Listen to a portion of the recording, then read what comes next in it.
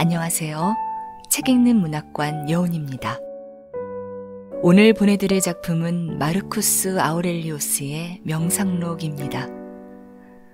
마르쿠스 아우렐리우스는 로마 제국을 20년 넘게 다스렸던 16대 황제로 로마 제국의 중흥시대를 이끌었던 오현제의 마지막 황제이며 후기 스토아 학파 철학자이기도 합니다. 마르쿠스는 로마의 귀족 집안에서 태어났으나 부모가 일찍 세상을 떠났고 고모부 아우렐리우스 안토니우스의 양자로 들어가게 되는데요. 그가 아우렐리우스라는 가족의 성을 얻게 된 것도 이 때문이며 또 이 입양이 계기가 되어 그는 나중에 황제의 자리에도 오르게 되지요.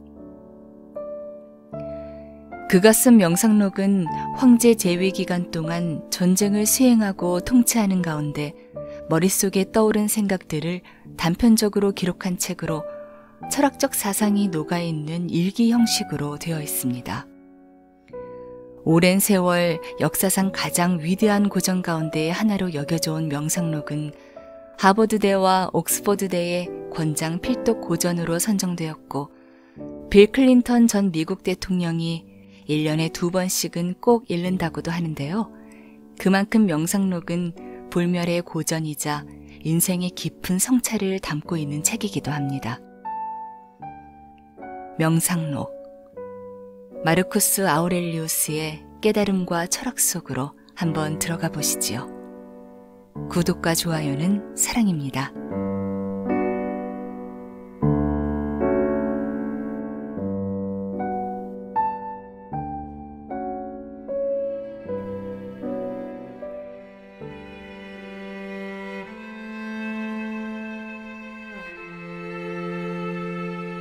명상록, 마르쿠스 아우렐리우스 지음, 박문재 옮김, 발행 현대지성.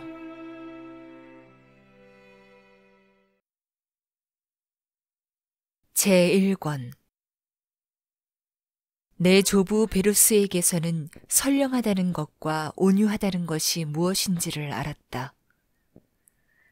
내 아버지에 대한 평판과 기억으로부터는 겸손함과 남자다움이 무엇인지를 알았다.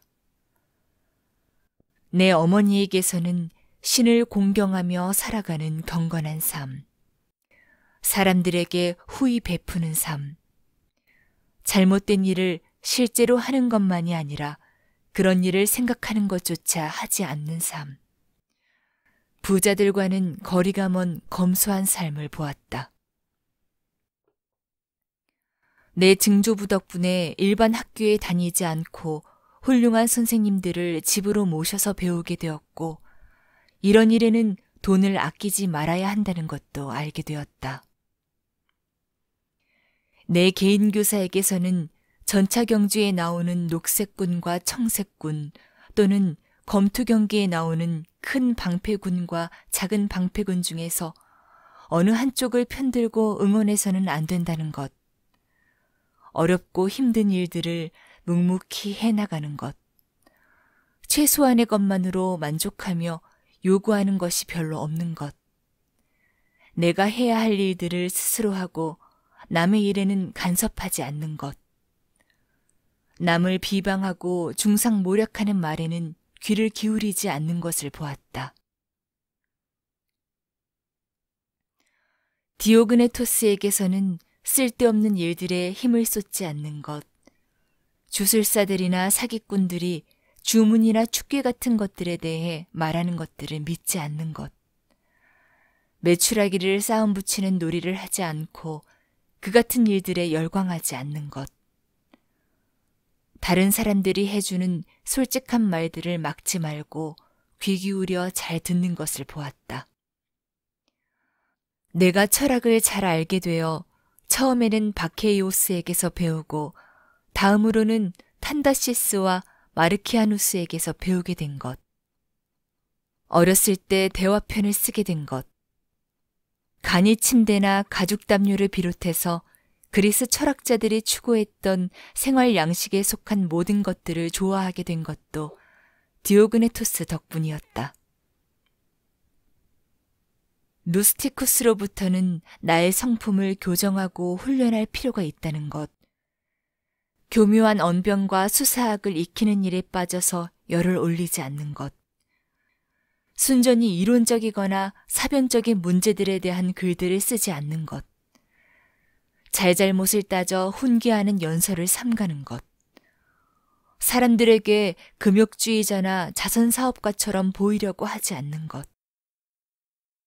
수사학과 시학과 미사여구를 멀리하는 것. 정장을 하고 집안을 산책하는 것과 같은 허황된 행동들을 하지 않는 것. 루스티쿠스가 시누에사에서 내 어머니에게 쓴 편지처럼 편지는 담백하게 써야 한다는 것. 어떤 사람들이 내게 화를 내거나 잘못한 경우에도 금방 평정심을 되찾아야 한다는 것.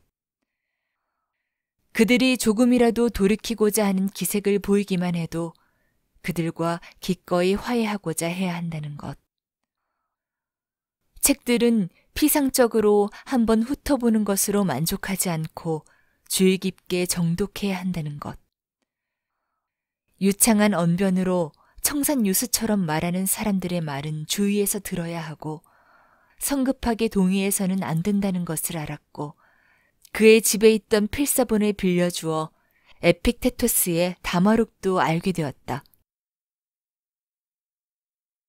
아폴로니오스로부터는 내면의 자유, 그 어떤 것도 우연에 맡겨두지 않겠다는 확고한 결심, 오직 이성만을 의지해서 살아가고 다른 것들은 단 한순간이라도 돌아보지 않는 것, 극심한 고통을 겪거나 자녀를 잃거나 오랜 병을 앓아도 늘 한결같은 모습으로 살아가는 것.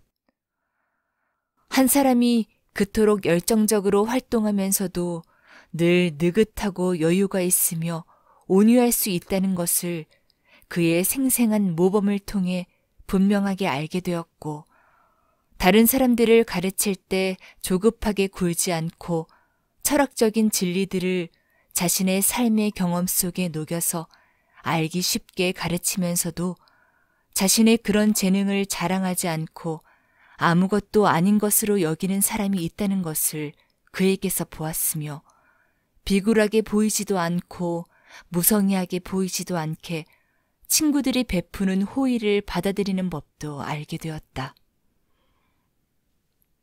섹스토스로부터는 인자함, 가장이 잘 다스려 나가는 가정의 모범적인 모습, 자연과 본성을 따라 살아간다는 것이 무엇을 의미하는 것인가 하는 것, 가식이 없는 위엄과 장중함, 친구들에 대한 존중과 배려, 알지 못하고 말하는 자들과 근거 없는 주장을 내세우는 자들에 대한 인내와 관용을 알게 되었다.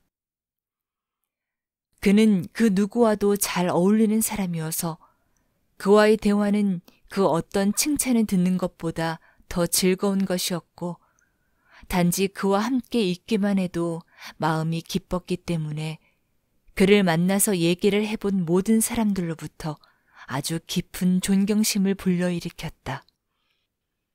또한 그는 인생을 살아갈 때 꼭 필요한 원리들을 정확하게 파악해서 체계적으로 정리해서 보여줄 줄 아는 사람이었다.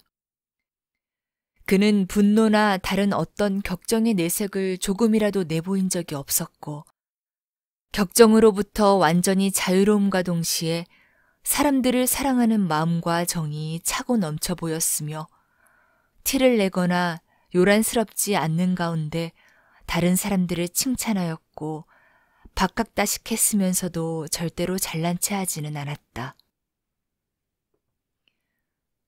수사학자였던 알렉산드로스로부터는 다른 사람을 비판하지 않는 것, 무례하거나 어처구니 없거나 황당한 말을 해도 중간에 말을 잘라버리거나 핀잔해주지 않고 도리어 그 사람이 사용한 표현 자체가 아니라 내용을 함께 생각하고 토론해보거나 그 밖에 다른 방법을 사용해서 그런 상황에서는 어떤 표현을 사용하는 것이 적절한 것인지를 간접적으로 재치 있게 깨우쳐 주는 것이 좋다는 것을 알았다. 프론토로부터는 시기심이 많고 변덕스러우며 위선적으로 말하고 행동하는 것이 폭군의 특징이라는 것. 우리 가운데서 귀족의 지위에 있는 자들 중에는 인정이 없는 자들이 많다는 것을 배웠다.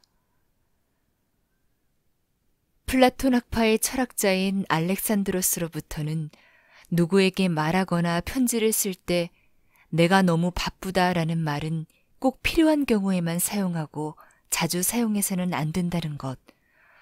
사람들과의 관계에 의해서 생겨나는 의무들을 바쁘다는 핑계로 자꾸 회피하려고 해서는 안 된다는 것을 배웠다.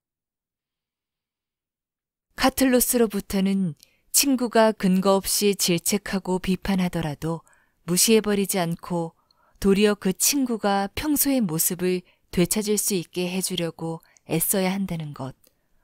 도미티오스와 아테노도토스에 대해 기록한 글들이 보여주듯이 스승들을 아낌없이 칭송하고 자녀들을 진심으로 사랑해야 한다는 것을 알았다. 나의 형제인 세베르스로부터는 가족에 대한 사랑, 진리에 대한 사랑, 정의에 대한 사랑을 보았고 그를 통해서 트라스야와 헬비디우스와 카토와 디온과 브루투스를 알게 되었으며 하나의 법률이 모든 사람에게 적용되어야 한다는 것, 평등과 언론의 자유를 토대로 한 정부, 신민의 자유를 최우선적인 가치로 하는 왕정에 대한 사상을 갖게 되었다. 또한 그에게서 그런 사상을 늘 변함없이 일관되게 존중하는 것, 다른 사람들을 기꺼이 도와주고 호의를 베푸는 것, 후히 베푸는 일에 늘 열심을 보이는 것, 모든 일을 낙관적으로 보고 희망을 갖는 것, 친구들의 사랑을 믿고 확신하는 것, 악의적인 목적을 가지고 접근하는 자들에게도 완전히 마음을 열고 대하는 것, 친구들에게 자기가 무엇을 원하고 원하지 않는지를 분명하게 알게 해서 쓸데없는 추측을 하지 않게 하는 것을 보았다.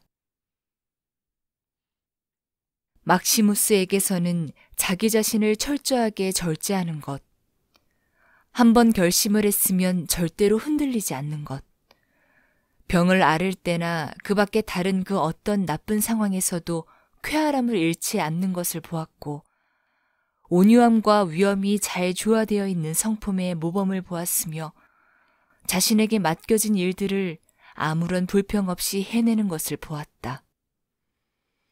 그는 자기 입으로 말한 것들은 자기 마음속에서 생각한 것들을 있는 그대로 말한 것이고 자기가 행한 것들은 나쁜 의도가 전혀 없이 행한 것이라는 믿음과 신뢰를 모든 사람에게 주었다. 그는 어떤 일에도 놀라거나 두려워하지 않았고 급히 서두르거나 망설이는 법이 없었으며 어떻게 해야 할지를 몰라 하거나 낙담하지 않았고 사람들의 비위를 맞추거나 아부하지 않았으며 갑자기 화를 내거나 의심하지도 않았다. 그는 너그럽고 선량했으며 기꺼이 용서했고 정직했다. 그는 바른 길을 고수하고 있는 사람이라기보다는 바른 길에서 절대로 벗어날 수 없는 사람이라는 인상을 주었다. 그를 만나본 사람들은 아무도 그에게서 무시당했다고 생각하지도 않았을 것이고 자기가 그보다 더 낫다고 생각하지도 않았을 것이다. 그는 유쾌한 재치가 넘치는 사람이었다. 내 양아버지에게서는 온유함, 신중하게 심사숙고해서 한번 내린 판단은 흔들림 없이 고수하는 것, 명예를 얻고자 하는 헛된 허영심이 없는 것, 일 자체에 대한 열정과 끈기, 공공의 유익을 위해 무엇인가를 제안하는 사람들의 말을 경청하는 것, 상벌을 엄격히 하는 것을 보았고 밀어붙일 때와 풀어주어야 할 때를 경험으로 알고 계신 것을 보았으며 소년들에 대한 모든 감정을 억누르는 것을 보았다. 그는 다른 사람들의 감정을 존중해서 친구들에게 자기와 함께 식사하거나 여행하는 것을 강요하지 않았고 그들이 다른 일 때문에 참석하지 못한 경우에도 그들을 늘 이전처럼 대하셨다. 회의가 있을 때에는 인내심을 가지고 모든 안건을 꼼꼼하고 세심하게 살폈고, 처음에 보고를 듣고 마음에 들었다고 해서 꼼꼼하게 따져보는 것을 생략하는 법이 없었다. 친구들을 대할 때에는 늘 한결같아서 친구들에 대해 실증을 느끼거나 친구들에게 푹 빠지는 일이 없었다. 모든 것에서 자족했고 늘 밝았다. 멀리 내다보고 아무리 작은 일도 미리 계획을 세웠지만 그렇게 하기 위해 야단법석을 떨지는 않았다. 그는 자신의 치세 동안에 대중의 환호와 온갖 아부의 재갈을 물렸고 국정을 돌보는 일에 밤낮으로 노심초사했으며 나라의 재정을 아끼고 지혜롭게 관리했으며 거기에 따른 불만을 기꺼이 감수했다. 신들과 관련해서는 미신으로부터 자유로웠고 백성들과 관련해서는 대중을 기쁘게 하거나 영합해서 인기를 끌려고 하지 않고 도리어 모든 일을 순리대로 탄탄하게 해나갔으며 저속하거나 신기한 것을 따르는 것이 전혀 없었다. 그는 행운이 그의 생활을 편리하게 해주기 위해 그에게 풍부하게 공급해준 물건들을 아무런 주저없이 사용했지만 과시하는 것이나 미안해하는 마음을 갖지 않았다. 있을 때는 별다른 생각 없이 사용했고 없을 때는 아쉬워하지 않았다. 그가 궤변이나 사람들이 듣기 좋아하는 말들을 늘어놓고 현학적인 채 하는 사람이라고 말할 사람은 아무도 없었다. 그는 아부하는 말들의 귀를 막고서 자기 자신의 일과 다른 사람들의 일을 유능하게 처리할 줄 아는 성숙하고 온전한 사람이었다. 이런 것들에 더하여 그는 참된 철학자들을 존경했지만 그렇지 않은 부류의 사람들에 대해서도 꾸짖거나 현혹되어 끌려다니지 않았다.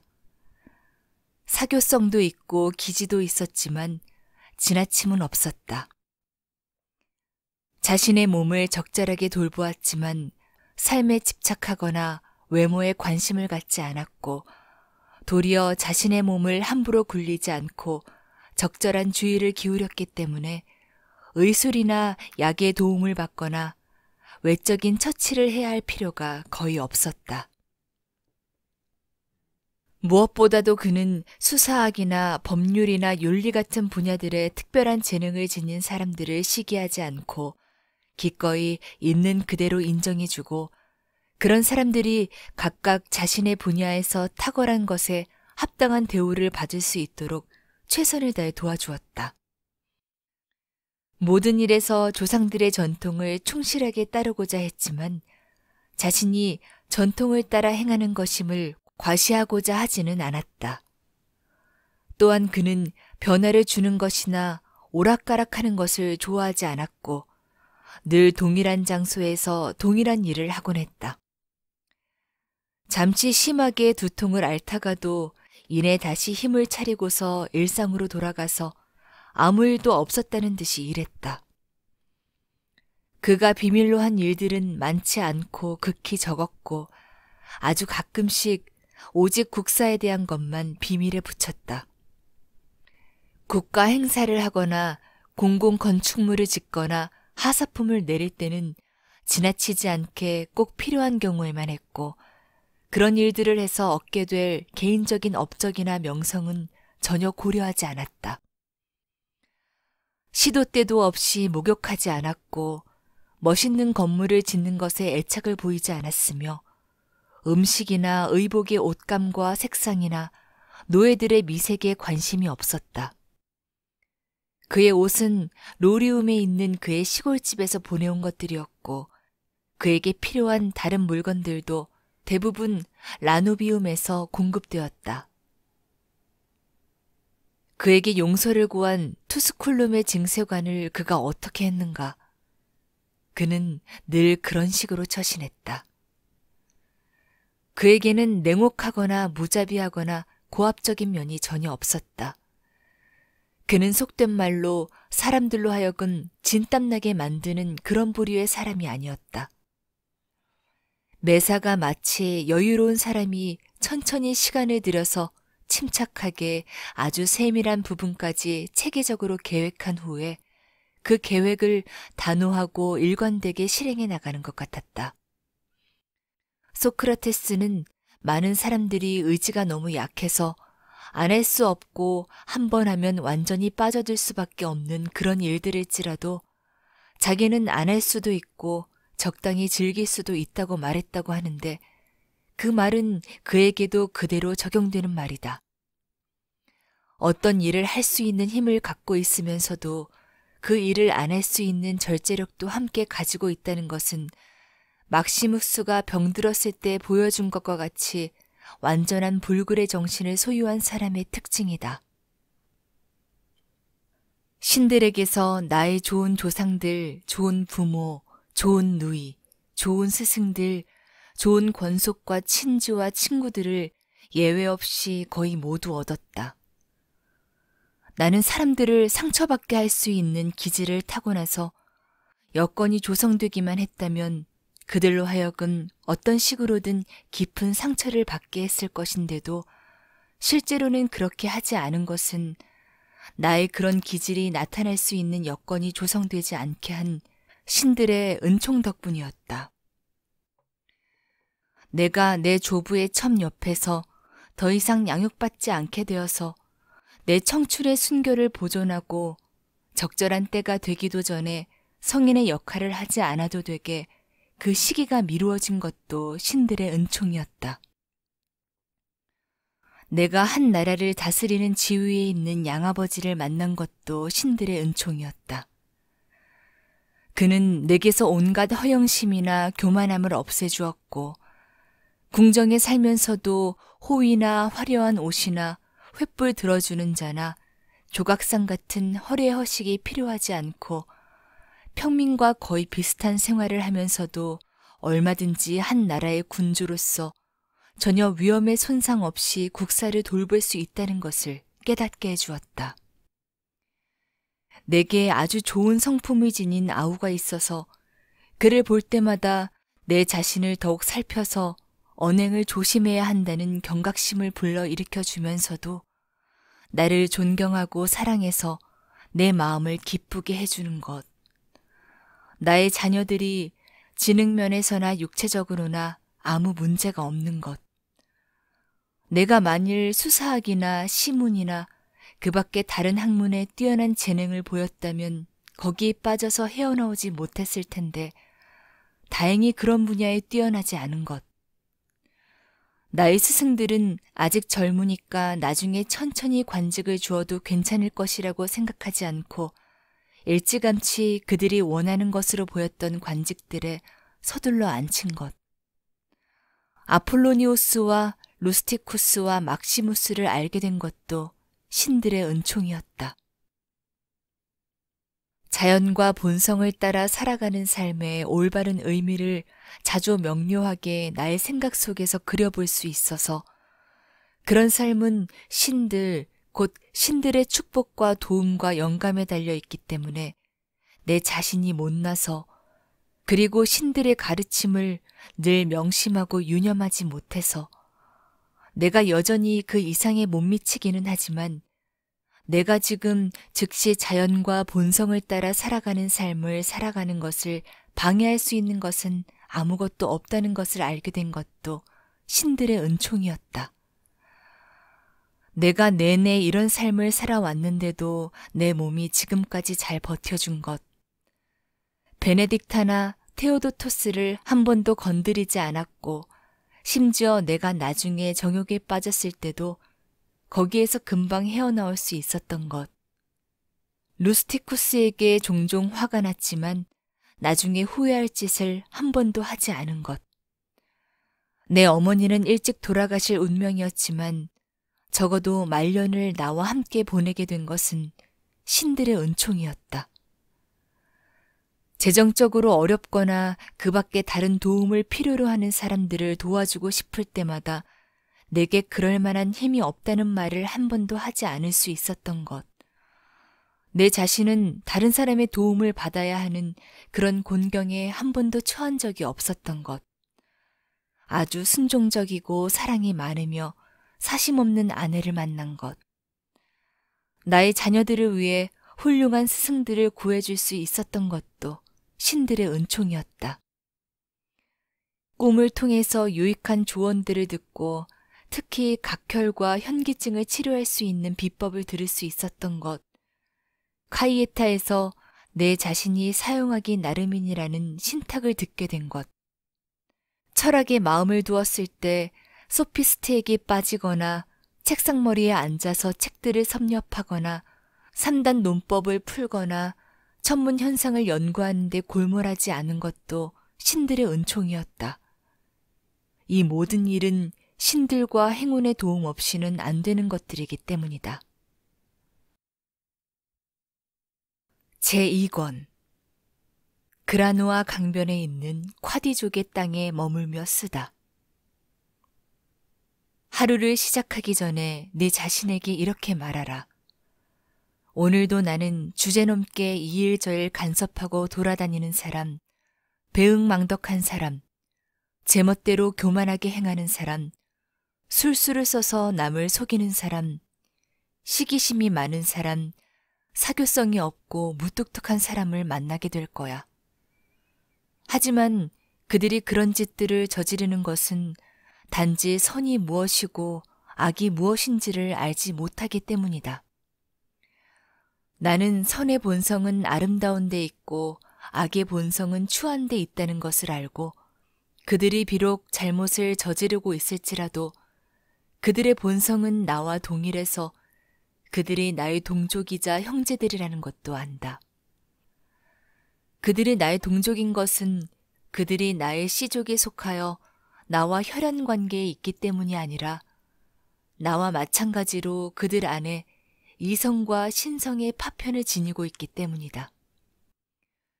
그러므로 그들은 내게 해악을 끼칠 수 없고 나를 부끄러운 짓으로 끌어들일 수 없으며 나도 내 동족인 그들에게 화를 내거나 미워할 수 없다.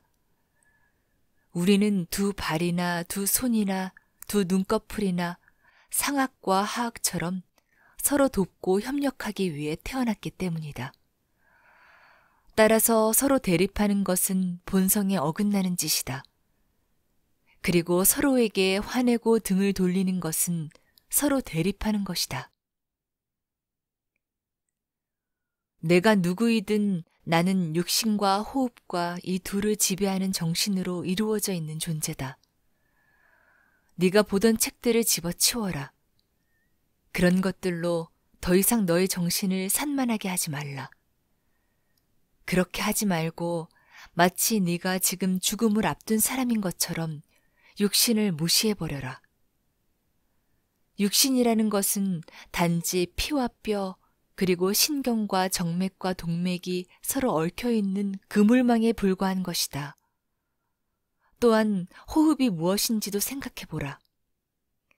호흡이라는 것은 공기의 흐름이고 그 공기도 늘 동일한 것이 아니라 매 순간마다 내쉬었다가 다시 들이마시는 것이다. 너를 이루고 있는 세 번째 부분은 너를 지배하는 정신이다. 네 자신을 노인이라고 생각해서 너의 정신이 이제 더 이상 노예로 살아가게 하지도 말고 온갖 이기적인 충동들에 이리저리 끌려다니는 꼭두각시가 되게 하지도 말며 현재의 운명에 불만을 품거나 장래에 닥칠 운명을 두려워하게 하지도 말라. 신들이 하는 일에는 섭리가 가득하다. 그리고 운명이 하는 일들은 자연과 동떨어져 있는 것이 아니라 섭리에 의해 안배된 모든 것들로 서로 섞여 짜여 있다. 모든 것이 거기에서 흘러나온다. 필연이라는 것도 네가 속해 있는 우주가 주는 온갖 혜택도 다 거기에서 흘러나온다. 우주의 본성이 가져다 주는 혜택들이 자연의 모든 부분에 자양분을 공급해서 자연 전체를 보존한다. 원소들의 변화와 그 합성물들의 변화에 의해 우주가 보존된다. 이 가르침만으로 내게는 충분하기 때문에 이 가르침에 머물러라. 죽는 순간까지도 불평하는 사람이 되기를 원하지 않고 진정으로 즐거워서 신들에게 진심으로 감사하는 마음으로 죽고 싶다면 책에 대한 갈망을 버려라. 신들이 그동안 내게 무수히 많은 기회들을 주었는데도 너는 그 기회를 단 한 번도 받아들이지 않고 얼마나 오랫동안 이런 일들을 미루어 왔었는지를 기억해보라. 하지만 이제는 네가 속해 있는 우주가 어떤 것이고 그 우주의 어떤 지배자가 너를 이 땅에 보내어 태어나게 하고 살아가게 하고 있는지를 알아야 하고 이 땅에서 내게 주어진 시간은 엄격하게 한정되어 있기 때문에 네가 그 시간을 활용해서 내 정신을 뒤덮고 있는 운물을 걷어내어 청명하게 하지 않는다면 기회는 지나가 버리고 내 자신도 죽어 없어져서 다시는 그런 기회가 내게 오지 않을 것이라는 사실도 알아야 한다. 매 순간마다 로마인답게 그리고 남자답게 꾸밈 없는 당당함과 동포애와 독립심과 정의감을 가지고서 자신에게 맡겨진 소임을 정확하고 꼼꼼하게 사심없이 완수하고 다른 잡념들은 모두 다 버려라. 어떤 일을 할 때마다 마치 그 일이 이 땅에서 네가 하는 마지막 일인 것처럼 행하고 네가 의도적으로 이성의 통제에서 벗어나서 너의 감정에 이끌려서 제멋대로 행하지 않으며 위선과 이기심과 내게 주어진 운명에 대한 불만에 사로잡히지 않는다면 너는 얼마든지 그렇게 할 수 있게 될 것이다. 사람이 몇 가지만 잘 이겨내면 경건하고 복된 삶을 살 수 있다는 것을 너도 알지 않는가? 그렇게 행하며 살아가는 자에게는 신들조차도 더 이상 아무것도 요구하지 않는 법이다. 오, 나의 정신이여. 너는 네 자신을 학대하고 또 학대하고 있구나. 그것은 네 자신을 존귀하게 할 기회를 스스로 없애버리는 것이다. 인생은 한 번뿐이고 너의 인생도 끝나가고 있다. 그런데도 너는 네 자신을 존중하지 않고 다른 사람들이 너를 어떻게 평가하느냐에 마치 너의 행복이 달려있다는 듯이 다른 사람들의 정신 속에서 너의 행복을 찾고 있구나. 너는 왜 너의 외부에서 일어나는 일들에 휘둘리고 있는 것이냐? 그럴 시간이 있으면 내게 유익이 되는 좋은 것들을 더 배우는 일에 시간을 사용하고 아무런 유익도 없는 일들에 쓸데없이 이리저리 끌려다니는 것을 멈추라. 하지만 그런 후에도 또 다른 잘못을 범하지 않도록 주의해야 한다. 왜냐하면 아무런 인생의 목표도 없이 그저 자신의 온갖 충동과 생각이 시키는 대로 열심히 달려오느라고 지쳐버리는 것도 어리석은 것이기는 마찬가지이기 때문이다. 다른 사람들의 정신 속에서 무슨 일이 일어나고 있는지를 잘 살피지 않았다고 해서 사람이 불행해지는 경우는 거의 없지만 자신의 정신의 움직임들을 주의 깊게 잘 살피지 않는 사람은 반드시 불행해지게 된다. 우주의 본성은 무엇이고 내 자신의 본성은 무엇이며 나의 본성은 우주의 본성과 어떤 관계에 있고 어떤 우주의 어떤 부분인지를 늘 마음에 새기고 있어야 한다. 그런 후에 네가 행하고 말하는 모든 것에서 늘 네가 속한 저 우주의 본성을 따른다면 그것을 막을 자는 아무도 없다.